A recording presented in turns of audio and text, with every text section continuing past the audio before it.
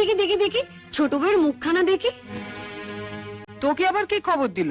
বা রন্টুর বউ ভাতে যাবো বলে তৈরি হচ্ছে, হঠাৎ তনু গিয়ে বলল, তা মা তোমার ছোট বউয়ের মুখখানা তো বেশ। এই দেখ তো, ওর গলার হারটা সোনার না ইমিটেশন? আমার তো মনে হয় ইমিটেশন। মা দেখেছেন আমার বিয়ের হারটা এখনো কেমন চকচক করছে? এটা তো মনে হচ্ছে না, কেমন যেন মেয়ের মেরে। আমার মায়ের গয়না, মা মারা যাবার সময় মামার হাতে দিয়ে গিয়েছিলেন। এই সুটকেসে আরো আছে। দেখি দেখি দেখি, সরো সরো সরো না, বাপের বাড়ি থেকে কি আনলে দেখি।